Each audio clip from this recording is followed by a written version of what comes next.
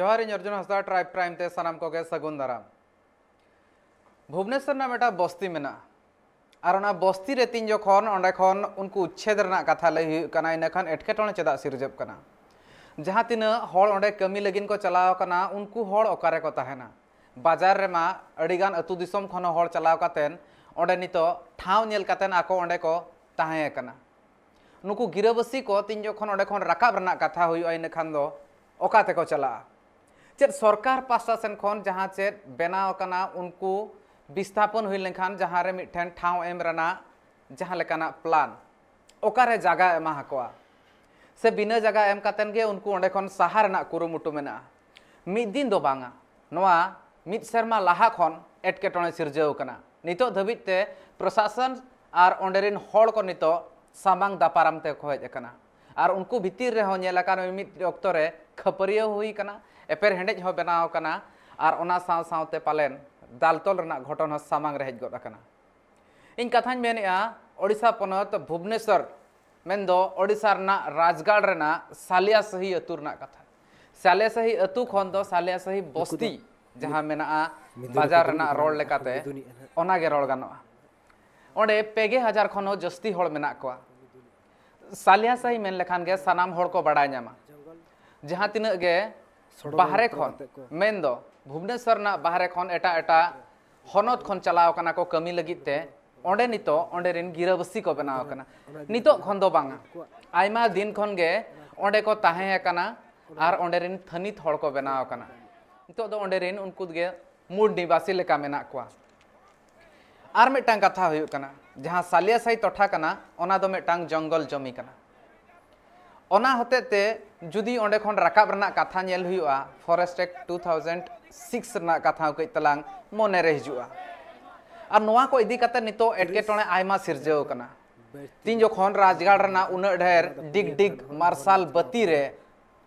नोंकाना न्यूतत चितर नेलवा उन जखन मोने रे भावना अडी गान गे ताहेना सालिया सही भुवनेश्वर ना मेटांग आना आयमा हड़ बड़ाय का उपरू बना मेटांग अतु कना मेटांग टोला कना बन मेन दाड़ेहा जहां तिना गे हड़ ओंडे मेना कोआ उनको नालहा कमी को सेनोआ ओंडे खन अकोय बांग अकोय ओड़ा रे कमी आय अपनाते ओंडे मिद बार पैसा रोजगार लगित ते अकोय बांग हुडिंग माछा दुकाने बनाव का नुकु दो अतु दिसम रे जहां लेका मेना उनका गे बाजार रेना मेटांग अतु दिसम लेका मेना चे राजगढ़ रना ओना डिग डिग मार्शल बती रे नुकु हा जीवन खंडाव रना डहार और नुकु हा ताहेन रना ठाव रपुदोआ मारांग कुकली मेना नोआ इदी कातेन हुलसई हो हुयुक कना नोआ इदी कातेन दुपुड़ुप हो हुयुक कना और नोआ जहां लेका हिसाब ते मेटांग प्लानिंग कातेन सरकार मेटांग आको विरोध ते कमी होराय लाहाया मेनतेन आको पास्टा सेन खन लई सदरक कना तोंगे मेना आका दुपुड़ुप चेतान दुपुड़ुप हुयुक कना इना तायम ते दुपुड़ुप हुयुक कना मेनखान नितो धबित ते जहां हिसाब ते केटे सही ते तिंगु कातेन मेना को जहां रपुड रना कमी होरा मेना ओना नित धबित ते बांग मुचादोक कान लेका नेलोक कना जबरदस्ती चेद रपुड गनोआ जबरदस्ती चेद ओंडे चलाव कातेन जहां तीन प्रशासन रिन हड़ मेना को उनको चेद नोआ कमी होरा लाहा को इदी दाड़ेहा सरकार चेद मेद ए जपिद आका सरकार चेद आज कई तलांग हो मने रे नुकु हड़ को लगिनते उयहर बनुआ मेनखान दो जहां रे मिठेन थोइथान जहां रे मिटांग ठाव एम कातेन जागा बदलते जागा एम रना हो अनरी मेना आका मेनखान चेद नुकु बाको एमा को कना मिद लेकाते जहां हिसाब ते नोडे लयुक कान ताहेन महानगर निगम पट्टा रना कथा ओना नितो धबि चेदा बाको न्यामका कुकली आयमा ढेर मेना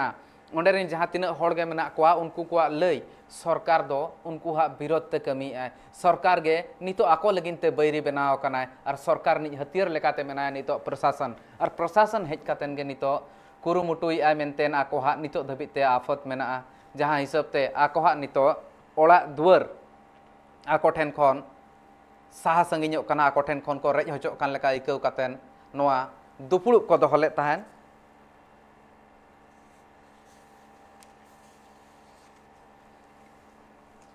और नोआ होते तगे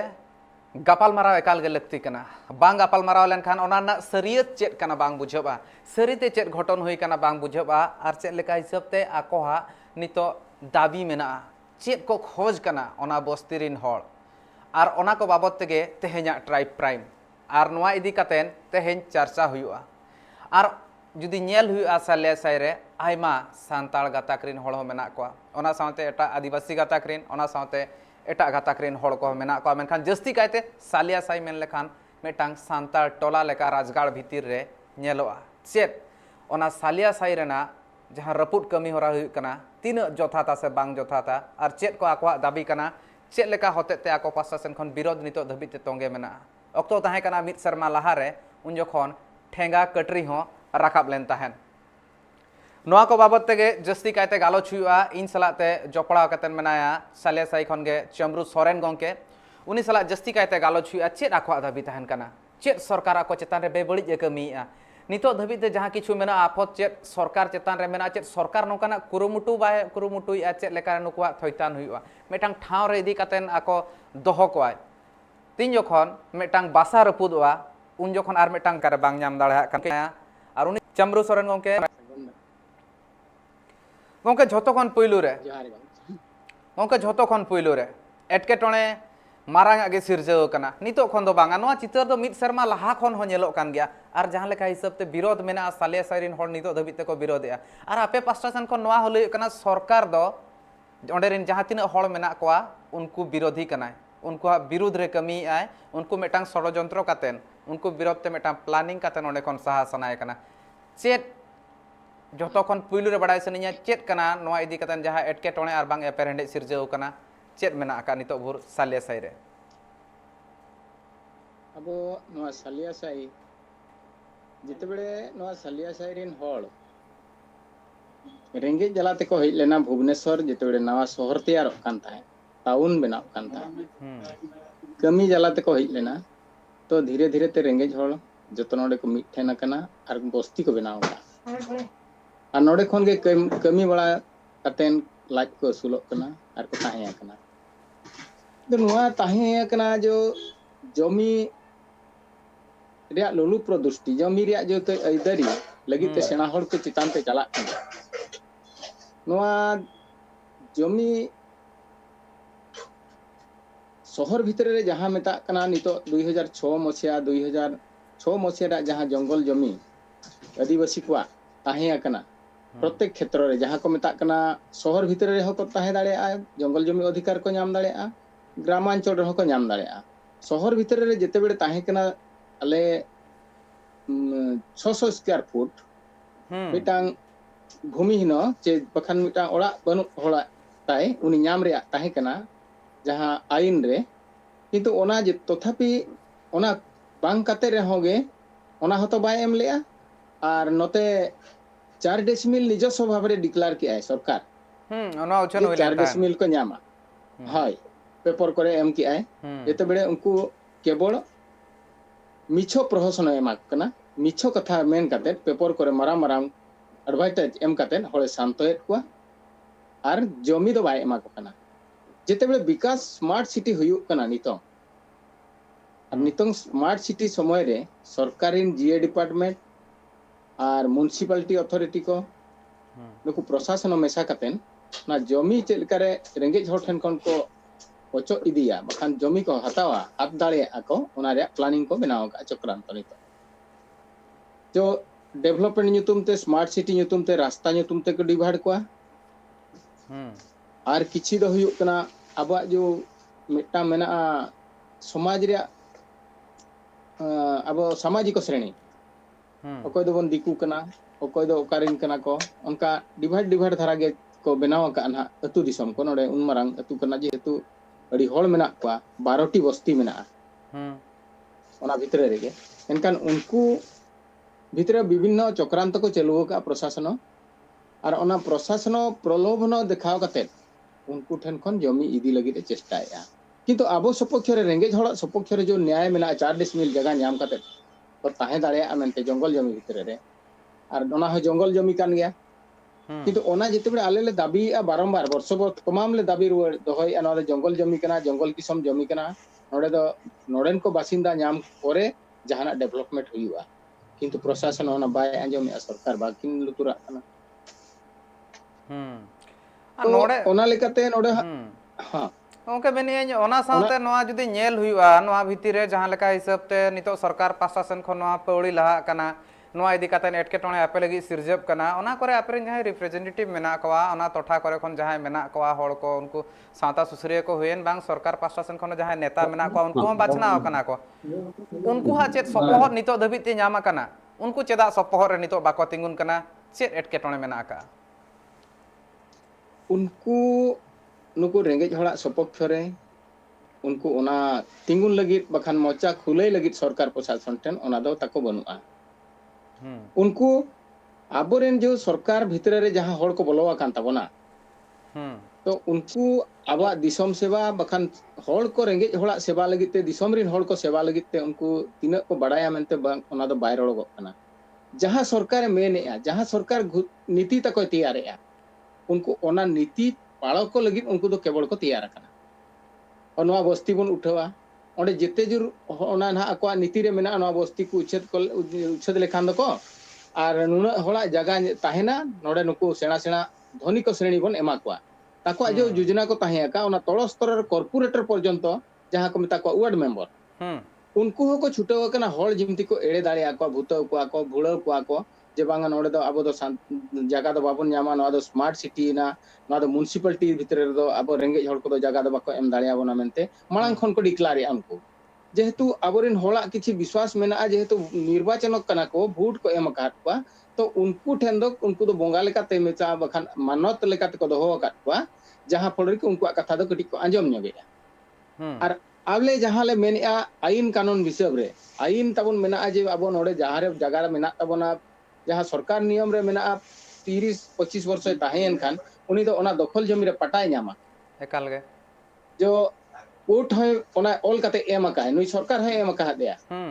जे बस्ती बासिंदा थोइतान लगित ते 4 डेसिमिल जगह एमा कम जंगल जमी चितान जदियो जंगल जमी चितान रे मेना लेया ओना आईन गेले मेने कार्यकारी माय किंतु ओना आईन कार्यकारी बांग काते आकुरेन प्रशासन निर्वाचन कॉर्पोरेटर को मेन मेसा काते मिछो प्रहलोचन एम काते नुको हल एटा रे को एम चलाव चेत को होइतो बांखान को मेता को कना अपार्टमेंट ले बनाव पे कना अपार्टमेंट रे ताहेन पे नो लाहा खन नोना कथा ले कान गया गंके चमरू गंके नोआ कथा रे मांग खन होले कना मेनखान नोआ भितरे शिवशंकर सोरेन हो जपड़ा कना आर मिट पेड़ा आर उनी साथे हो नोआ कुकलिन दोहा केतला शिवशंकर गंके जतखन पुलुरे सगुन दाराम शिवशंकर के सगुन दाराम तेहे냐 नोआ ट्राइब प्राइम आखड़ा रे कतलांग ने भितरे एटकेटोणे मेना मेनखान शिवशंकर गंके सला हो नोआ गापलमारा तोंगे दो हुयुआ नोआ कुकली को जहां मेना ओना को तोंगेइन दोया जहां लेका हिसाब ते नितो नोआ एटकेटोणे नेलो कना नोआ एटकेटोणे दो ओका सेत ते हो हड़ को लेकिन भलाई रेना डहार सेन मा बांग चला कान गया ओना खातिर ते नोआ जहां डहार मेना चेत लेकाते सोझे हुयुआ ओना मेटांग आपे पास्टा सेन खन जहां कुरुमुटु हुयुक कना ओने ओना इदी कतेन छुटो मेना गया मेनखान चमरू गंके आर में धा इᱧᱟ कुकली इदी कतेन आम ठेन गिन रुवाड़ा शिवशंकर गंके जतो खन पुलु रे शिवशंकर गंके कई तलांग इᱧᱟ कथा आंजमोग कना अबिना कथा बांग आंजमोग कना ओना खातिर ते कई तलांग ना कई तला मिट घड़िक तायम चलेका एटकेटोणे को नोआ सोलहे आइने तायम ते रुवाड़ा चमरू सोरेन गंके कुकली आर में धा नोआ इदी कतेन जहां लेका अनरी मेना का हां आंजम में किया ले कथा हुयो कर तबना आले बाजार ले तहन कनाले बाजार ले जानामा कनाले जेहेतु जानामा कना नि तो ओकाले तहना ले दो सरकार नियम बनावा का जे आले बाजार को तहना तिना शर्मा नुको बसत एमा को आले नोडे जानामा कनाले आले तो ओकाले चला आले आधार रेशन बाबा तो को मेना आले मेना दीर्घ नोडे 35 वर्ष हुई नाले आले में दिसरे किछि बजु ताले ओकार हो नोडे बाजार के मेना आले भुवनेश्वर रे बस स्थापना काले झतो नोडे प्रमाण मेना तालिया नि तो को लगाय लिया सरकार नियम का बाछा बाछा तिजु बेंगाल लका एमा को काना को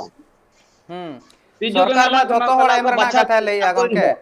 सरकार मा आज प्रशासन खन कथा तहन कना तो मा झतो एमा को कना झतो होड़ जहां मेटा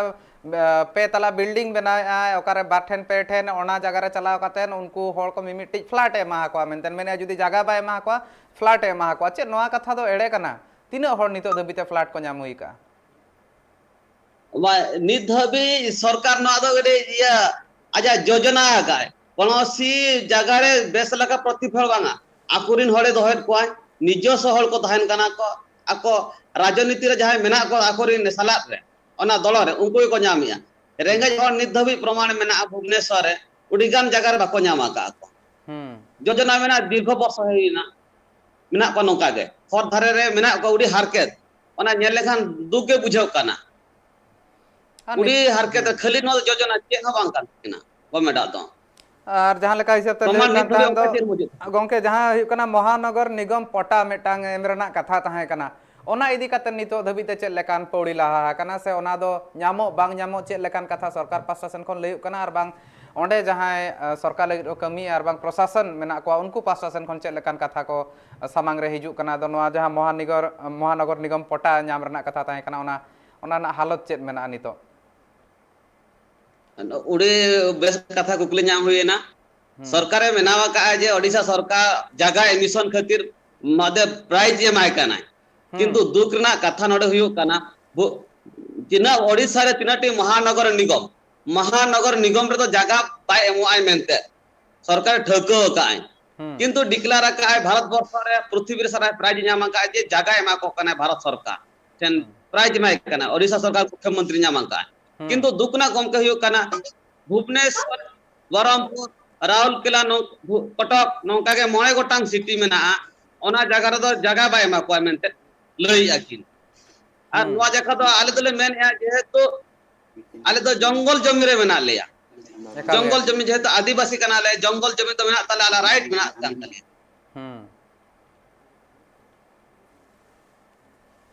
गongke anjom इ हेलो नोआ कथा के केतला चंद्रू सोरेन गongke ठेन दिन जोगाना जहां हिसाब ते राइट मेना अनरी मेना नोआ इदी कतन फॉरेस्ट एक्ट 2006 बन नेल दाड़े ओना होते ते नोआ अनरी हो मेना का मेनखान चंद्रू सोरेन गongke जुदी अनरी मेना ओना इदी कतन जहां लेका मेना आइन मेना का ओकारे एटके टोणे ताहेन कना चेक लेका हिसाब ते ओंडरेन होड़ को आकोहा कथा ठीक मेनतेन बाको प्रमाण दाड़े कना नोडेन को ठीक गया गongke नोडेन को होड़ ओना कानून विषय रे उन सचेतन बनु कुआ आर मिटांग कथा हुयो कना सरकार कथा को अंजोमेया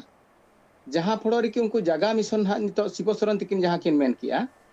मिधाव दो एम किया मिधाव दो मेन किया इंदिरा आवास योजना एमा पेया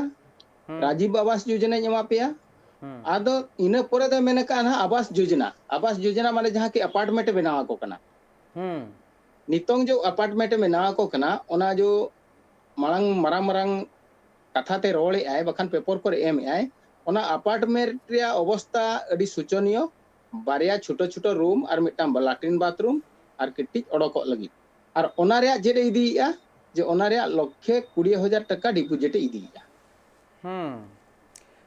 1,20,000 टका आको पास्टा सेन खन मा लय कान तहन तीन जखन हासा बदल तो जदी हासा बाय सरकार पास्टा सेन खन गन लय कना आकोरे रिप्रेजेंटेटिव जाय मेना को उनको पास्टा सेन खन लय कना जहां मेना उनको दो जहां तीन हड़ ओंडे को ताहेन कना उनको को दो अपार्टमेंट एमा को ओना दो फ्री ते आको ओंडे ताहेन लगिन हो दावा एमा को फ्री ते पोला तना ओना दो चेत इदी बाय दिया मनखान नोआ दो चेत लेका हिसाब ते नोआ मा ओका हिसाब ते स्कीम बांग हिजु कना मांग मा जागा बदलते जागा एम रना कथा ताहे कना सरकार एमन के जागा बदलते जागा बांग एम हुआ और इना टाइम ते के जागा बदलते ओड़ा गे एमा को मनखान ओड़ा एम रे नोय नोआ जहां घटन मेना नोआ को सामांग रे हिजु तुलु जहां नितो ना सरकार रिएक्शन हा बडाय लगिन हो कुरुमुटु नियम दिन बरसिन भितिर रे मनखान गongke नोआ जहां नेलो कना नौका जहां लक्षे 20,000 टका एम रना कथा को लैया 1,20,000 तो नुआ भितर रे तिना हर नौका को एम आका से एम लगिन को चेक लेकान नितो धबिते नोआ घटन को हुई कना से उरी हुई कना किछि हर जहां ना उनको कछि मध्यवित्त लहकान को चलंती हर मेना को पैसा को एम दाड़िया कना आर मिटांग उनको मिटांग रियलिटी जिनसो ताको मेना जहां की इनकम सोर्स ताको मेना गैस को जुल दाड़िया चितान रे को ताहे दाड़िया आर चितान ओला करे जेहेतु को मैनेज दाड़िया उनकान को हल ही को ताहे दाड़िया ओना जगह रे किछि बिजनेस प्रपोजल और किछि बखान इनकम सोर्स ताको ताहेना कोई रेगुलरिटी जहां को कमी को नाम का उनको को ताहे दाड़िया आबो लेकान बस्ती हर दो जहां की खटुआ कते अगु कते सेंगल जुल कते बखान चूल्हा रे सेंगल जुल कते जहां को ताहेन कना को बंचा कना को उनको दो ओना खन दो को वंचितवा जहां पर वंचितो लगी दी प्रकार सिस्टम सरकार ठीक का मिटांग दो हुयु कना जहां मिटांग जहां हुयु कना अब मागणाते जगह एमा बना आईन सम्मत जगह एमा बर कथा ताहे कना थोइथान योजना ताय ताहे कना मागणाते ओना बांग कते नितो दो आर्थिक योजना इदी कते उनी दो हर ठेन कोन पैसा इदी लगिन ओकोय को एम दाड़िया ना उनको दो को ताहेना अदरवाइज दो जहां को ताहेना उनको दो को बादे नो नोंकाना जो दुई प्रख्या नीति इदी की आय ᱚᱱᱟ ᱠᱷᱚᱱ ᱢᱟ ᱟᱹᱰᱤ ᱜᱟᱱ ᱨᱮᱸᱜᱮᱡ ᱦᱚᱲ ᱡᱟᱦᱟᱸ ᱢᱮᱱᱟᱜ ᱠᱚ ᱚᱛᱤ ᱛᱚᱭᱚᱱᱤᱭᱟᱹ ᱨᱮᱸᱜᱮᱡ ᱦᱚᱲ ᱜᱮᱠᱚ ᱵᱟᱫ ᱩᱛᱟᱹᱨᱚᱜᱼᱟ ᱢᱤᱫᱴᱟᱝ ᱟᱞᱮ ᱱᱤᱡᱮᱨ ᱡᱚᱴᱟᱣ ᱠᱚᱲᱟ ᱢᱤᱫᱴᱟᱝ ᱛᱟᱦᱮᱸ ᱟᱠᱟᱱᱟ ᱡᱟᱦᱟᱸ ᱠᱚ ᱢᱮᱛᱟᱜ ᱠᱟᱱᱟ ᱱᱚᱣᱟ ᱰᱚᱢᱲᱟ ᱥᱩᱨ ᱨᱮᱠᱚ ᱵᱮᱱᱟᱣ ᱟᱠᱟᱫᱼᱟ ᱱᱮᱛᱟᱨ ᱟᱞᱮ ᱚᱸᱰᱮ ᱜᱮ ᱥᱟᱞᱟ ᱵᱟᱹᱵᱩ ᱛᱮᱞᱮ ᱯᱷᱟᱭᱤᱴ ᱠᱮᱜᱼᱟ ᱚᱱᱟ ᱡᱟᱭᱜᱟ ᱞᱟᱹᱜᱤᱫ ᱜᱮ ᱢᱤᱫᱴᱟᱝ ᱯᱩᱲᱤᱭᱟᱹ ᱛᱟᱦᱮᱸ ᱠᱟᱱᱟ ᱥᱟᱞᱟ ᱵᱟᱹᱵᱩ ᱚᱸᱰᱮ ᱢᱟᱰ ᱠᱚᱭ ᱡᱚᱢ ᱟᱠᱟᱜᱼᱟ ᱟᱨ ᱚᱸᱰᱮ ᱠᱷᱚᱱ ᱛᱷᱟᱱᱟ ᱠᱚᱦᱚᱸ ᱠᱚ ᱤᱫᱤ ᱟᱠᱟᱫᱮᱭᱟ ᱥᱟᱵ ᱤᱫᱤ ᱟᱠᱟᱫᱮᱭᱟ ᱠᱚ ᱚᱱᱠᱟᱱ ᱡᱟᱭᱜᱟ ᱨᱮ ᱯᱷᱟᱭᱤᱴ ᱠᱟᱛᱮᱫ ᱥᱚᱨᱠᱟর ᱟᱯᱟᱨᱴᱢᱮন্ট ᱮ ᱵᱮᱱᱟᱣ ᱠᱮᱜᱼᱟ ᱱᱤᱛᱚᱜ ᱠᱷᱩᱫ ᱟᱹᱞᱤᱧᱤᱡ ᱡᱚᱴᱟᱣ ᱜᱤᱫᱽᱨᱟᱹ ᱢᱤᱫᱴᱟᱝ ᱥᱮᱱ ᱟᱠᱟᱱᱟ ᱟᱡ ᱵᱟᱵᱟ ᱡᱮᱛᱮᱵᱮᱞᱮ 3 ᱛᱟᱞᱟ ᱪᱮᱛᱟᱱ ᱨᱮᱠᱚ ᱨᱟᱠᱟᱵ ᱟᱠᱟᱫᱮᱭᱟ ᱮᱱᱠᱷᱟन ᱚᱸᱰᱮ ᱜᱮᱥ ᱦᱚᱸ ᱵᱟᱠᱚ ᱜᱚᱜ ᱨᱟᱠᱟᱵ ᱫᱟᱲᱮᱭᱟᱜ ᱠᱟᱱᱟ ᱡᱮ ᱩᱱᱤ ᱟᱡ ᱵᱟᱵᱟ ᱦᱟᱲᱟᱢ ᱦᱚᱲ ᱦᱚᱸ ᱟᱬᱜᱚ ᱨᱟᱠᱟᱵ ᱵᱟᱭ ᱫᱟᱲᱮᱭᱟᱜ ᱠᱟᱱᱟ ᱩᱱᱤ ᱱᱤᱛᱚᱜ ᱚᱱᱩᱵᱷᱚᱵ ᱠᱮᱜᱼᱟ ᱡᱮ ᱵᱟᱝᱟ ᱱᱚᱣᱟ ᱟᱯᱟᱨᱴᱢᱮন্ট ᱨᱮ ᱛᱟᱦᱮᱸ ᱞᱮᱱᱠᱷᱟᱱ ᱫᱚ ᱫᱩᱠ ᱫᱚ ᱪᱮᱫ ᱞᱮᱠᱟ ᱦᱩᱭᱩᱜ ᱠᱟᱱᱟ ᱪᱮᱫ ᱠᱚᱥᱴᱚ ᱵᱷᱳᱜᱚᱜ ᱠᱟᱱᱟ ᱠᱟᱞᱜᱮ ᱮᱴᱠᱮᱴᱚᱬᱮ ᱢᱟ ᱮᱱᱠᱷᱟᱱ ᱱᱚᱜᱼᱚ ᱜᱚᱝᱠᱮ ᱮᱱᱠᱷᱟᱱ ᱱᱚᱜᱼᱚ ᱱᱚᱝᱠᱟᱱᱟᱜ ᱱᱚᱝᱠᱟᱱᱟᱜ ᱯᱚᱨᱤᱥᱛᱷᱤᱛᱤ ᱪᱮᱛᱟᱱ ᱨᱮ ᱟᱨ ᱟᱵᱚᱨᱮᱱ ᱡᱟᱦᱟᱸ ᱢᱮᱱᱟᱜ ᱠᱚᱣᱟ ᱛᱟᱵᱚᱱ ᱱᱤᱛᱚᱜ ᱞᱟᱡ ᱡᱟᱞᱟ ᱛᱮᱠᱚ ᱟᱹᱥᱩᱞᱚᱜ ᱠᱟᱱᱟ ᱡᱩᱜᱮ ᱡᱩᱜᱮ ᱠᱚ ᱛᱟᱦᱮᱸ ᱟᱠᱟᱱᱟ ᱦᱟᱲᱟᱢ ᱵᱩᱰᱷᱤ ᱠᱟᱛᱮᱫ ᱚᱛ ᱵᱷᱤᱛᱨᱤ ᱨᱮ ᱚᱛ ᱪᱮᱛᱟᱱ ᱨᱮᱠᱚ ᱞᱟᱦᱟᱜ ᱠᱟᱱᱟ ᱩᱱᱠᱩ ᱪᱮᱛᱟᱱ ᱛᱮ ᱨᱟᱠᱟᱵ ᱞᱟᱹᱜᱤᱫ ᱢᱟ ᱚᱱᱟ ᱠᱚᱨᱮ ᱢᱟᱠᱚ ᱟᱹᱰᱤ ᱢᱩᱥᱠᱤᱞ ᱜᱮ ᱵᱩᱡᱷᱟᱹᱜ ᱠᱟᱱᱟ ᱟᱨ ᱢᱤᱫᱴᱟᱝ ᱯᱨᱩᱵᱷ ᱦᱚᱸ ᱧᱮल ᱟᱠᱟᱱᱟ ᱡᱮᱛᱮᱵᱮᱞᱮ ᱵᱟᱦᱨᱮ ᱫᱤᱥᱚᱢ ᱨᱮ ᱠᱟᱛᱷᱟ ᱡᱟᱦᱟᱸ ᱵᱚᱢᱵᱮ ᱠᱟᱛᱷᱟ ᱵᱚᱱ ᱞᱟᱹᱭᱟ ᱵᱚᱢᱵᱮ ᱨᱮ ᱱᱚᱝᱠᱟ ᱜᱮ ᱟᱯᱟᱨᱴᱢᱮন্ট ᱠᱚ ᱵᱮᱱᱟᱣᱟᱫ ᱠᱚ ᱛᱟᱦᱮᱸᱫ ᱡᱮᱦᱮᱛᱩ ᱚᱱᱟ ᱥᱚᱨᱠᱟর ᱚᱱᱟ ᱫᱚ ᱵᱟᱭ ᱡᱚᱛᱚᱱ ᱫᱚᱦᱚ ᱞᱮᱜᱼᱟ ᱚᱱᱟ ᱡᱟᱦᱟᱸ ᱥᱚᱨᱠᱟর ᱨᱮᱭᱟᱜ ᱡᱚᱛᱚᱱ ᱨᱮᱭᱟᱜ ᱛᱟᱦᱮᱸ ᱠᱟᱱᱟ ᱛᱟᱠᱚ ᱟᱠᱚ ᱛᱤᱱᱟᱹᱜ ᱵᱚᱨᱥᱚᱨ ᱪᱚᱠᱚ ᱡᱚᱛᱚᱱᱟᱠᱚ ᱤᱭᱟᱹ ᱠᱟᱱᱟ ᱚᱱᱟ ᱫᱚ ᱟᱫᱚ ᱪᱷᱟᱛᱚ ᱠᱚ ᱧᱩᱨᱩᱜ ᱠᱟᱱᱟ ᱟᱨ ᱤᱭᱟᱹ ko ᱡᱟᱦᱟᱸ ᱠᱚᱞᱚᱢ ko ᱡᱚᱛᱚ ᱰᱷᱤᱞᱩᱜ ᱠᱟᱱᱟ ᱧᱩᱨᱩᱜ ᱠᱟᱱᱟ ᱡᱮᱦᱮᱛᱩ ᱨᱟᱹᱯᱩᱫᱚᱜ ᱞᱟᱹᱜᱤᱫ ᱠᱚ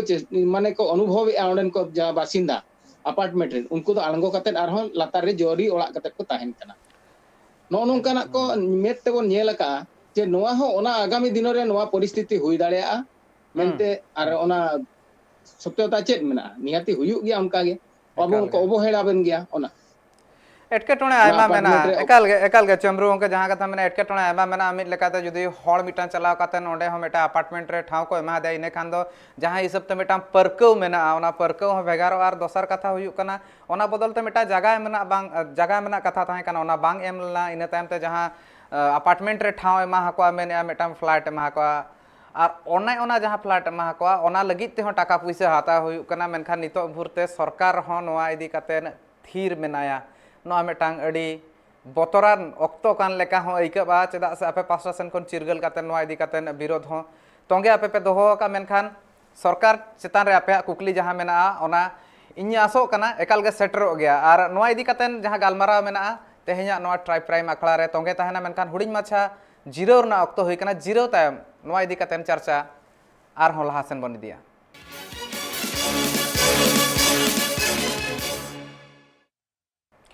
जिरो तायम सनाम को गे सगुन दाराम और तेहेኛ जहाँ चर्चा आखड़ा मेना ओना दो सालिया से इदी काते मेना जहाँ लेका हिसाब ते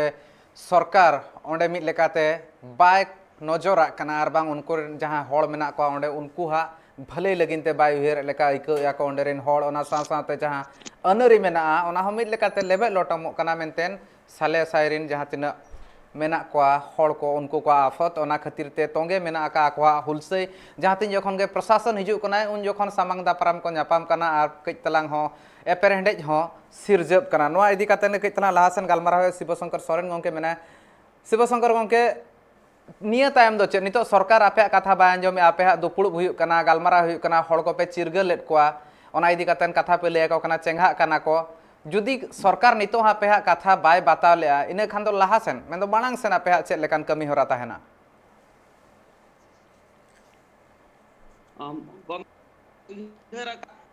जेहेतु गणतांत्रिक हिसाब रे प्रतिवाद हुयुआ हर दुरुब आले आलेया हक जेहेतु भारत वर्ष रे जन्म कना ले भारत वर्ष ताहन लगे आले हक ले दरले लगे आलेया राज्य रास्ता रे तिंगुनाले जेहे पूरे गवर्नमेंट आ बाय में उन धोबी ताले राज्य रास्ता रे चला आले मिट्टी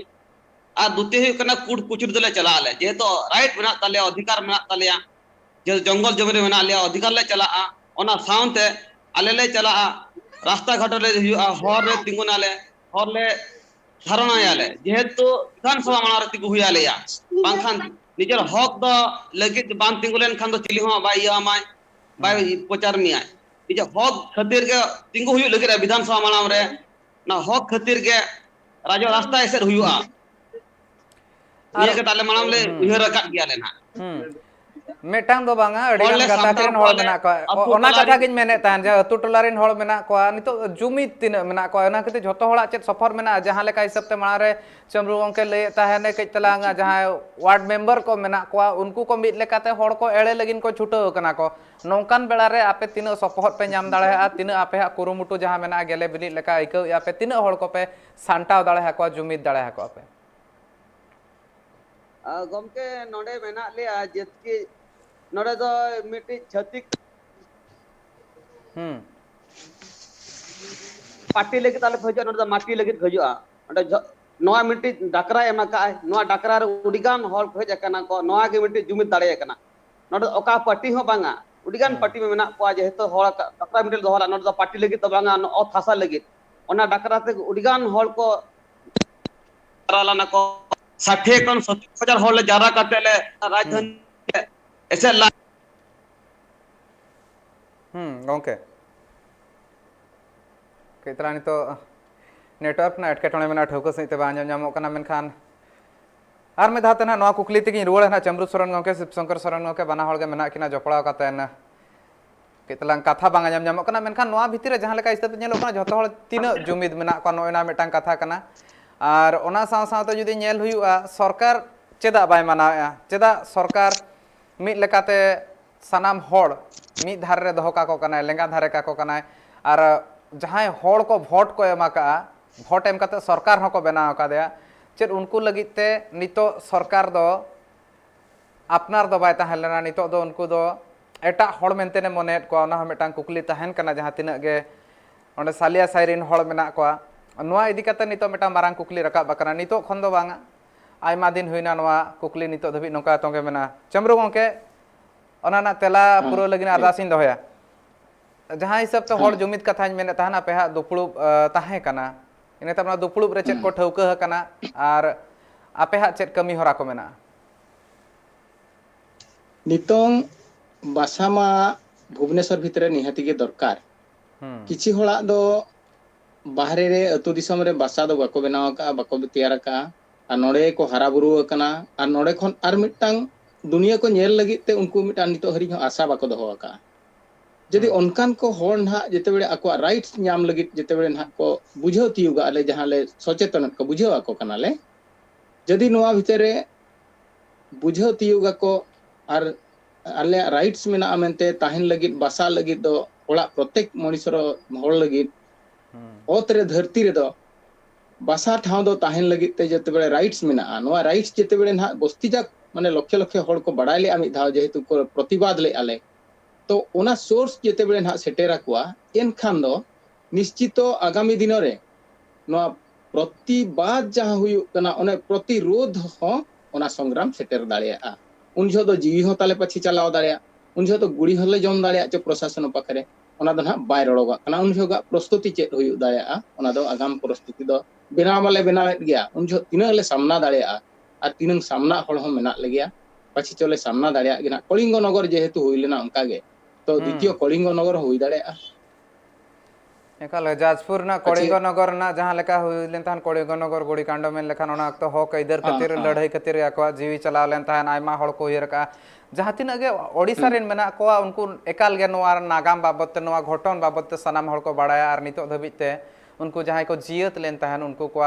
ᱧᱩᱛᱩᱢ ᱛᱮ ᱠᱷᱩᱱᱴᱤ ᱢᱤᱢᱤᱫᱴᱤᱡ ᱵᱤᱫ ᱠᱟᱛᱮᱱ ᱦᱚᱸ ᱢᱮᱱᱟᱜᱼᱟ ᱡᱟᱦᱟᱸᱭ ᱠᱚᱞᱤᱝᱜᱚ ᱱᱚᱜᱚᱨ ᱠᱚ ᱪᱟᱞᱟᱜ ᱠᱷᱟᱱ ᱢᱮᱱᱠᱷᱟन ᱠᱟᱛᱷᱟ ᱦᱩᱭᱩᱜ ᱠᱟᱱᱟ ᱦᱚᱠ ᱟᱹᱭᱫᱟᱹᱨ ᱨᱮᱱᱟᱜ ᱛᱤᱧ ᱡᱚᱠᱷᱚᱱ ᱞᱟᱹᱲᱦᱟᱹᱭ ᱛᱟᱵᱚᱱ ᱢᱮᱱᱮᱜᱼᱟ ᱚᱱᱟ ᱮᱠᱟᱞ ᱜᱮ ᱡᱟᱹᱨᱩᱲ ᱜᱮᱭᱟ ᱛᱚ ᱥᱤᱵᱚ ᱥᱚᱝᱠᱚᱨ ᱜᱚᱢᱠᱮ ᱱᱚᱣᱟ ᱡᱟᱭᱜᱟ ᱨᱮ ᱢᱤᱫᱴᱟᱝ ᱠᱟᱛᱷᱟ ᱦᱚᱸ ᱱᱚᱣᱟ ᱛᱟᱦᱮᱱ ᱠᱟᱱᱟ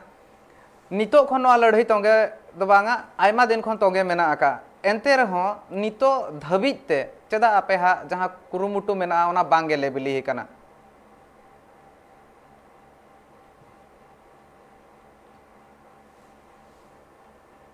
ᱥᱤᱵᱚ ᱥᱚᱝᱠᱚᱨ ᱜᱚᱢᱠᱮ राजनीति हॉल किसी को तहन कना नुकु राजनीति हॉल तो इंग्रेज हलका किसी हॉल को टाका पैसा किसी हॉल को आको शासन का को कलो नलते किसी हॉल को इदी को जहां फल रे गेले बिली कम कान तालेया तान तो नडे नेलो कान गे तालेया नडे जेतके हॉल सामटाव काट को उडी बेस हेज कना रिपोर्ट गे ताले मालाम लखा इद बांगा जेहेतु नडले विरोध का को नोडे दो झोतो पार्टी को मेसा कना झोतो रेन ओळा लगित को इया कना नोडे पार्टी दो को इया कना आदो किछि ओना भितिर रेन के जेहतो मिटि दलिय कर्म मेना को कर्मी को किछि मेना को ताकवा उनको को ना दो को दुर्बल कना किछि ताले किंतु उडे बेचिनेस कना नित धबि उड़ी हपन जाबोत हो जेतकी महिला संगठन जेतकी जुआन जीवित जहां मेना को जुआन कोड़ा को उनको इया मेना जेतकी गांवता को झोतो को गलो कना को झोतो गांवता मेसा कते नवा संगठन बनाव कना नो नो संगठन तो नवा बनाव काले जेते गलो गपळ कते मिन हो तो बान दाड़े आबो नवा तो झोतो हो तापम कान ताबोना नवा तो पडले लई हटो काले नवा तो हुय कना आबो ओत हासा लगित आबो बांचाव लगित तेबे खान तापामेना बोन दाड़े आ किछि ओना भितिर नुको इंग्रेज लका को बुद्धि का को किछि टाकाते किछि आकोआ गलो सपोर्ट तको इदित कोआ को किछि तो इदि गत ताले को नित आलेरिन आले सुरिन मेना को ताले गया कोई कोचंग मेना को ओना भितिर बांग बाडा गया को ना को टाइम टाइम को फुटा अडको कान गया फराय को खान उनको तले धारेट को गया ले और बुझाव को कान गया नित धबि को मेसा कान गया ना पाबली मा बांग बाडा का जतो हर बेस गया से को खराब गया बांग बाडा कना जतो बेस रि आको गुजु कना नौका हुई कना अद किछि लालाज को देखाव कना आपे ओळा ले बना पे आले एमा पे नौका ते कना कित हटिnya का लिया को आ नोडे दो उडी पोहो के कना आले मेना लगिया ले ढेर गे जेहेतु जेतकी नाम खत पाले गामता को उडी गन गलो सपोर्ट का लगिया को बांगा जदि बांग गलो सपोर्ट कना 60 को ना 70,000 हो तो मिठन दो जारा दो उडी मुश्किला मिट्टी बस्ती लगित के खाली 60-70,000 उना गलो गपलो नोआ तो जहां आले बाले भबी दाड़िया दा दुख रे बुझा कना जेहेतु मीडिया वाला बाको सपोर्ट लिया बोला तो बाको सपोर्ट ले मारे काले जाम की आले सरकार ठन मिद लेकाते बांग सेटर दाड़ा का लेका इक कना सरकार बड़ाय तुलु जन उनका उनका पे जहां लेका आफत ताहन कना मनखान जहां हेज कातन जहां तिना फ्रंटलाइन मीडिया मेना को मारंग मीडिया हेज काते बाको कवरेट को ना आपे आफत ताहन कना मनखान नोआ भितिर रे नितो जदि सरकार आपे साला जहां लेका गालमारा मेंदो आपे दबी चेत ताहना जागा बदलते जागा एमा पे मा या फिर जागा बदलते मेटांग फ्लैट रे नापाय सहिते ठाव एमा पे चेदा से सरकार पास्टा सेन खन जहां लेका नितो परतन मेना कमी होरा मेना किछि दिन लहा रगे मित शर्मा लहा रगे आंजम ले ताहनी और ना ठौका सही आंजम का सरकार पास्टा सेन खन नोआ लई लेन ताहन जहां बेनाप कना बारपे तला बिल्डिंग बेनाप कना बारपे गोटांग ठाव रे बेनाप कना ओंडे गे सानाम होड़ उचल रना कथा मेने ताहन और उचल नाचाड़ खातिर ते जहां तिना गे आदिवासी मेना कोआ और बांग रेंगेज होड़ मेना को उनको के झोतो खन ढेर हाले हारकेत कना को मेनखान निया बेला रे जहां लेका आपे दाबी चेत ताहन कना जागा बदलते जागा एमा हपेया से जागा बदलते मेटांग ताहन रना ठाव एमा हपेया आले दो गमके नोट दले कोय काट कोले जागा बदलते जागा के एमालेम नोंका जागा रे ओकाले असुल दाड़िया लकाले और बीर भितिर जे बाले असुल दाड़िया आले से आले दले मते कना जागा एमालेम तीना होड़ा खेती कान तकवा उनको तो जागा एमा को जहां खेती कना अब बांग खेती मा ठीक गया जेहेतु नोड माने किछि मेना तबना सरकार आपको सरकार बनावा काय आले दो बाले ले सरकार का नियम का सरकार नियम रे को कोई कनाले सरकार ले का इद अचप पे जगह एमा पे आले दो सरकार जो विधानसभा रे जो पास आकाय नियम था ओना नियम रे आले दो ले आले दो ओना एटा का दो ले आले आके के ले जगह ले मो आले ना जगह के ओका को संभव हुयु कना जदि मिनहो आले दो नवा जगह रे मेना नवा हुयु कना जंगल जमी कना मिनटी जंगल जमी रे कोनोसी नित हबि परिवर्तन मा हुयु कना ओना खतिले लई आले आदिवासी कना दो जगह के दरकार नोड दो कोनोसी अंका प्रोजेक्ट बचु आना कोनोसी अंका उन्नति मुळे चे जिनिस बचु आना अंका जिनिस ताहने से तो ना तो व्यवस्था ना तो चक्रांत महत इया याको जदि कोनोसी अंका ना मिंडी उन्नति जिनिस बेस जिनिस कमी हुयुआ ओना खान दो मिन हर बोन विस्थापित दाड़िया को अब अंका जिनिस बांग कना नवा दो चक्रांत मिंडी नवा दो आले लई कथा दो नोंडे तो को हुयु कना को तो चक्रांत कते हुयु कना को चक्रांत छाड़ा चेत हो बांग कना नवा दो विस्थापित याको आले लई जागा के मले पे ओना छाड़ा का हम बाले कोई कना और ओना ओका ओला बनावे ओना ओला ना गारंटी चेत बांगा अभी ले दाड़े मितिका ओला यदि एमा बिना ओना ओला एमा बिना मेते तो ओला अवस्था चेत तिका ना मा सरकार जिनिस को लइया सरकार के माल दरिया में डाल लगा कमिया को जो कॉन्ट्रैक्टर को इदिया कमी जा फ्लोर ओना बेस ओला बांग बिन नाम दाड़े ओला मा एक रे दुते रे हुयु कना जो ओला नामो कना मिति कोनोसी नित धबि सठिक प्रमाण बांगा आको गाइडलाइन को लइए का को यदि अबिरिन गिद्रा कोनोसी भविष्यत रे को बेस कंपनी रे बेस को नामा को ओना ओला दो इनका दो बबिन ताहेना पुइसे एमा बिन ओला दाम हुयु कना कॉस्ट 6 लाख खान दो अबिन बिन ओना एम हाला हबिया बिना 6 लाख टाका नौका तो बांगा मंथली 1500 टाका 2000 टाका नौका एम कते हाला हुया बिना ता फ्री तो बांग काना योजना ले फ्री तो बांग काना किंतु पुइसे किने म बिना बिन दो पुइसे एम हुया बिना ओंका का तीना वर्ष जो हाला चाबा हुइलेन खान दो बिन अभी रेकॉर्डवा उनते तो उना भित्ति अबिन रिन गिद्रा किन जॉब किया को चाकरी किया को प्राइवेट करे ओड़ा ओड़ा दो बगी हुया बिना ओड़ा बगी हुया बना और ओना ओड़ा दो और जहां पैसा भी नेम ओना पैसा गवर्नमेंट इदिया नो नोका नियम काना आले ओना खातिर लई आले तो जागा के माले आले तो आदिवासी काना ओतर के तहना एकाल एकाल एकाल के सेवा जागा के संभाल माले हां जागा के को चैनल तो जागा बदल जागा के माले पे नेगले डिमांड ले दो का सरकार ठनाल तो एकाल के इनके इतना चमरू सोरेन गोंके ठन मेटांग मेटांग कथा सरकार पाशासन खन नवा उछन कना तीन जखन कुकली दो लेन तहन ओना ऑक्तो रे मेटांग नोकाना कथा हो समारे आंजम कना दो सरकार पाशासन खन ले कना जहां मेटांग जहां बाहरे खन कमी को हिजुआ और जहां नवा राजगाड़ बनाव रे नवा रना उतनव रे नुकुआ सपोहट मेना का दिन के को कमी दिन के चलाव कता नाला तुमल कमी रे सनाम होड़ गे मेना को ओंडे को ताहन कना उनको लेकिन चेत व्यवस्था हुई दाड़े ओना इदी कते ले ले था उनको लगी दो बंदेज हुई कना मे मिट्टी उनकाना ओड़ा बनाव हुई कना जहां रे 100 200 टाका भाड़ा एम कतन को ताहे दाड़े ओना हिसाब ते जहां तिना कमी को उनको नितो ना जहां बाहरे खन को हिजुआ चेत उनकाना जहां लेकाना ओड़ा को नितो दबित ते हुई कना चमरू सोरेन गोंके अबिना नजर रे हेज कना ना ओड़ा दो नितो हरि हो नोडे राज्य सरकार बाय बनाव का और ओना बेना सपक्ष रे हो बनुगिया जहां फल रे आले होले डिमांड लेआ जहां जगह रे आले जदी माने मिटांग रेंगेज होल लगित ते बासिंदाम बेनावा ओडे जोतो लेकना सुविधा रेंगेज होला जहां जोतो लेकना ओद हासा बदलते हासा माने डिहो जगह बदलते जगह और ओंडेना जो डेवलपमेंट सर्वनिम्न डेवलपमेंट पानी लाइट स्वास्थ्य सेवा को आरंभ करते गमनागमन रे सुविधा जहां फल की गाड़ी मोटर तक हेज दाड़े टाउन भीतर रे स्मार्ट सिटी भीतर रे को कमी करते को बांचाव दाड़े किंतु नवा जो डिमांड ले दोहो का ओना डिमांड नितो हरि हो कार्यकारी बाय एमआ चे बाय ओना रे चे विचार हो बाय दी काल गे नवा इदी कतन जहां लेका ले नितो धबित ते ओना इदी कतन विचार औरी हुआ और नवा हिसाब ते जहां लेका शिवशंकर गोंके ले कि नवा जगह बदलते जगह लगती कना ओना खातिर ते जगह एम सरकार पास्टासन खन एम लगती कना मेटांग कथा बुझेब कना जहां नितो ना रूलिंग पार्टी मेना को शासक को दल बन मेन लेखान दोडियाते जहां मेना को नितो जहां सरकार मेना उनको रिन जहां तिना मेना को एमएलए हुएन आर बांग जहां तिना मारांग अगुवन मेना को उनको बाको हेजना मिल लेकाते बुझेब कना सरकार मेना का मेनखान विरोधी दल रिन अगुवन को तिना हेज काते आपे सपोहर रे नितो धबित को तिंगु कना से नितो आपे ठेन उनका जहां विरोधी दल रिन अगुवन को बाको हेज सेटरा कना विरोधी दल उनकान को बाको हेज सेटेरा कना जे शासक वर्ग हो बाको हेज कना अलिया नजर मिटान ताहे कना शासक वर्ग सला को बखान उनको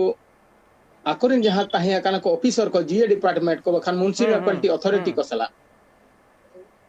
आले नवा भुवनेश्वर भीतर रे मिटा बीडीए बस्ती नीलो माधव बस्ती मेनते को मेता कना पाखा पखी 2000 गान परिवार को ताहे कना ओडे अली निजे रपुर जो फाइट लिंग ताहे कना उन जो जीए डिपार्टमेंट को उनको को मेता को कना जेहेतु आपे मिटा अस्थाई ट्रांजिट हाउस रे ताहन पे नितो हरि हम मेना को गया ओडे होल उनका ट्रांजिट हाउस इदी कते उनको को मेता कना किछि पैसा ले एमा पे कना ताहेन लगिते और ओड़ा होले बनाव काट पे छोटो छोटो ओड़ा को बनाव काट पा 10 फुट रे 10 फुट और उनकान ओड़ा रे इदी कते को संभाव केत कुआ ओडे ना दयनीय अवस्था अडी खतरनाक ताहे कना और नितो हो उनका गे मेना जे मेता को कतना वर्ष को भीतर रे आले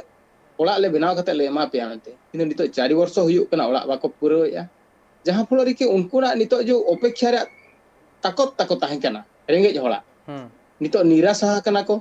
उनको आरहम मिमिटा जे जड रास्ता को नेल जों कना और जो सरकार नीति पर नीति बदले आए अब जो मिटा मागणा योजना ताहे कना जे हासा बोन न्यामा बखान बासा बोन न्यामा ओना मॉडिफाइड करते नितो आजा सपक्ष रे जेंते पैसा सेनोआ ओना योजना एहबका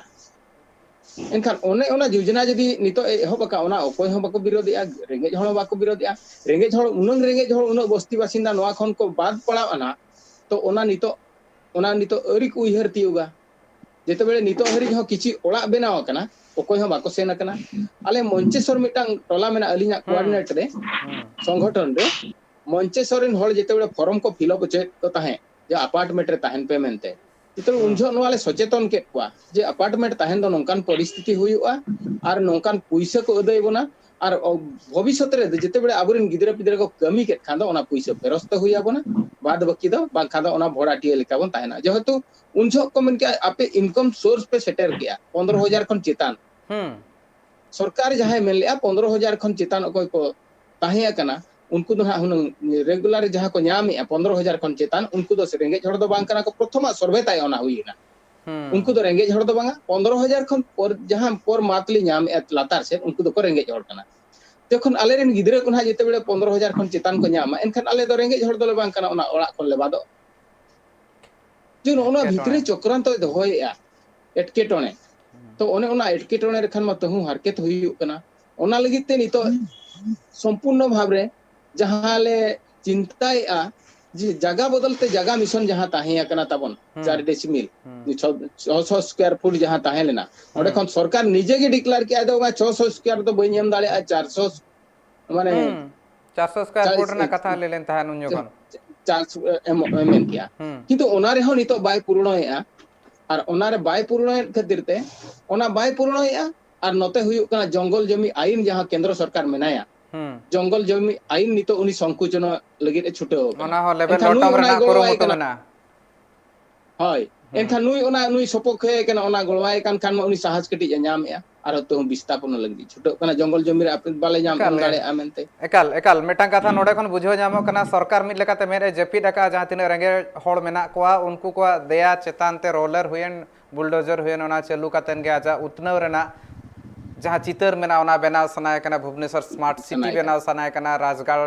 आरहों उतनव कातेन जहां ओना डिग डिग मार्शल भीतरे मेनके लेके ᱧᱩᱛᱟᱹᱛ ᱰᱟᱦᱟᱨ रे जहां मेना कोआ उनको सेन पालेन मेद नजर बांग तहन कान ताय मेद बांग ढांगो कना उनको पास रे एकाल गे नवा बाबत चर्चा तोंगे तहना अक्तो आर मेटा हुडिंग माछा जिरो ना जिरो तायम ते नवा चर्चा खड़ा तोंगे तहना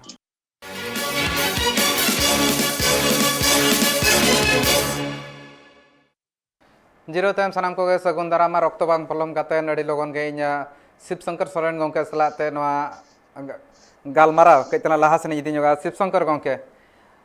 नितो जहां लेका हिसाब ते चितर नेलो कना सरकार मा सपोहर रे बाय नेलो कना विरोधी दल को हो नितो साहा संगिन रे मेना को मेनखान जहां तिना गे आदिवासी अगुवन को मेना को उनको को नितो धबी ते आपे ठेन चेक लेकान सपोहर को ᱧᱟᱢ आकना से अवरी ᱧᱟᱢᱚᱜᱼᱟ गमके नोडे तहन कना कथा दो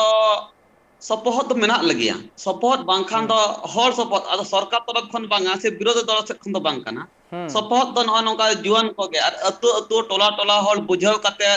रपोल कनाले माने नोआ टोला हाना टोला बारे पे टोला दान कना का नोडे हतंतर मिटिज मेना कमिटी आंचलिक कमिटी का ना आंचलिक कमिटी झतो अतु रे को मिटा प्रेसिडेंट सेक्रेटरी उनको को बुझाव को कना को उनको बुझाव कते अतु अतु को दान कना को दान कते हल को मिठेनेट को मिठेन कते मिटिज हुई कना और बुझाव को कना बुझाव कते ले माम से तो कमी ले होराले दी आले किछि दिन माम रे भुवनेश्वर ने नोडे मेना भुवनेश्वर महानगर निगम रे डिप्टी मेना ताहे कना नोडे भुवनेश्वर सूर्य के ताहे कना उनी को मिट ला दिया को मिता ओको चक मिन को मिट ला दिया उनके इन पे ताहे कना मिट हुई कना उनको कमिट को चलाना था मिट इन पे ताहे कना मिट हुई कदिया को कमिश्नर को मिट न्यो कदिया को मिट ला दिया को एम कदिया को नवा जिन तो भूल कना जागा मिशन का लेला कि नवा जागा मिशन कथा को दिए था ना भूल कना मेनते और हो दोले दुरुप कना ले अतु अतु टोला टोला गामता गामता रपोड़ हुई कना सरकार नोडे तो बाय गोगलो कना तो चंबर गंग को लई के लगा नोडे तो आले तो शहीद लगा ले तिंगु कना अतु टोला बचाव खातिर ना ना छत्तीक दो ना उना बाहो को गोगलो हुई कना जा सांताल का बया को गोगलो हुई कना छत्तीक तो खूब कम मेना को किंतु नोडे तो नेलो कना छत्तीक बया हो तिना गान तो उडीगान कुरुमुटो कते को माला माकान गया उनको ये ते गाले तिंगु जो कान गया ले उनको गोलो सपोहत ते गे नोडे दो उनको सपोर्ट बांखान तेन उना झल बाले मानाम दाड़े को आर पाचे एकाल गार मेटा नोडे हो तहन कना आपे पास्टा सेन को तीना गान दबी सकाम एमा कना चेत सिरा मंत्री ᱧᱩᱛᱩᱢ ते नवीन पटनायक ᱧᱩᱛᱩᱢ ते आपे पास्टा सेन को दबी सकाम एमा कना आठन आरदा साकात आपे आर बांखान ऑलतोल कातेन ओंडे जहां मेना को कमिश्नर होयन उनको ठन नवा कथा को आपे पास्टा सेन कोन सदर आकना हां मिठा तो बांगा उडी धावले एमा काले मिट जेखा 60 खन 70,000 हॉल ले चलाव काते ले मुख्यमंत्री मा बाय मिट दाड़िया लिया आकुरे ऑफिसर ले एमटा कोआले आर मिधा ले चलाना भुवनेश्वर महानगर निगम ले एमका दियाले आर होले एमका दिया भुवनेश्वर डेवलपमेंट अथॉरिटी उनी होले एमका दियाले झतो गले इया गत कोआले एमका को गियाले नि दबि आले ले दोहला आले जे ओका हेला बोन दुरुब आले खबर आले पे नि दबि आको सेट खन ऑफिशियल खबर बांग हजु कान तकवा जे दुरुब को खाली मीडिया मार को लया निन दिन नौकायाले हंकायाले किंतु ऑफिशियल बांग हजु कान तकवा खबर अकवा नवा ओना जिनिस हुई कन ऑफिशियल बांग हे कान तकवा चमरो गोटा ले एमका अर्जी सकम गोटा एम हुई कन अर्जी सकम एमा कान गया दबी सकम हो एमा कान गया मेनखान नवा इदी काते नितो दबिते दुपुळुब बांग हुई सद दाड़ा का चमरू गोंके नवा भितिरे जदि नेल हुआ जहां लेका हिसाब ते आपे पाससन खन मा दबी सकम कान गया सरकार बाको हे kana मिद लेका ते जदि इño गापाल माराव कुरु मुटुई खानी ओना पास्टा खन गापाल माराव लेगिन हड़ हो नितो बांको सेटर दाड़ा का आर बांको हे दाड़ा का मेनखान नवा भितिरे जदि मिटांग कथा लई हुआ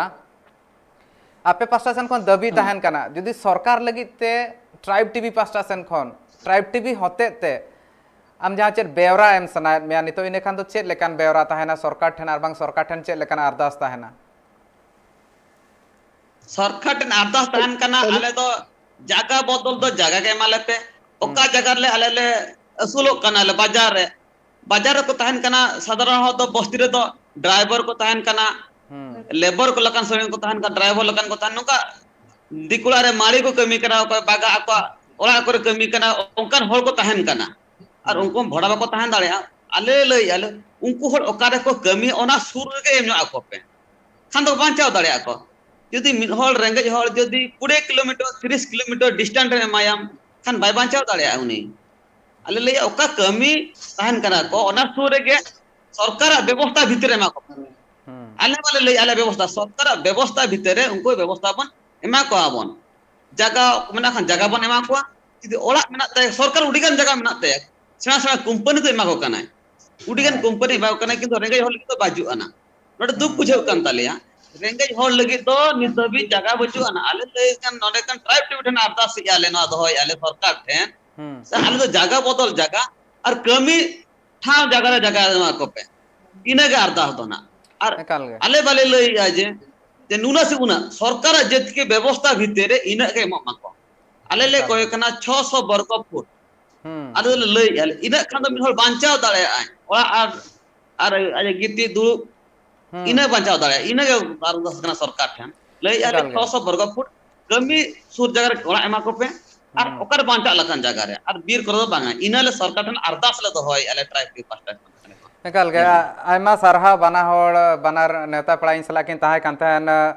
भुवनेश्वर सालिया साई खन चमरू सोरेन गोंके शिव शंकर सोरेन गोंके जहाँ लेका हिसाबते आको पास्टा सेन खन अरदास सान कना सरकार दबी आको को लई सदर आकात केवा और ना हिसाबते जगह बदलते जगह को खोजो कना नुआ गे आको पास्टा सेन खन मूड मिटांग अरदास आर दबी हो कना नुआ लगिते हो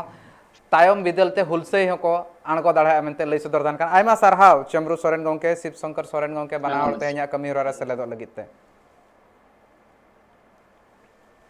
नुआ मेटांग नितो भुरते जुदी नेल हुआ जहां मेने रेंगेज होड़ी सरकार कनाय ओडिशा पनोत रे main लेखान the Naveen Patnaik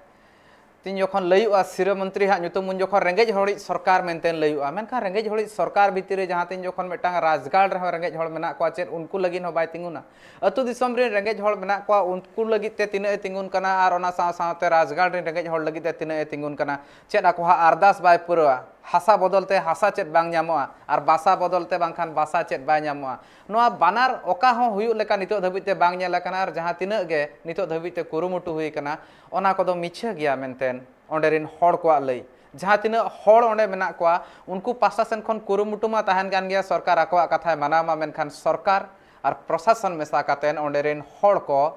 hello को चाबा हाकात कोआ को नितो हाले हारकेत रे मेना कोआ मेनखान उनको हुलसै तोंगे ताहेना दिनंग बिदलते सरकार जुदी बा अंजमा इने खान दो आको पास्टा सेन खन कुरुमुटु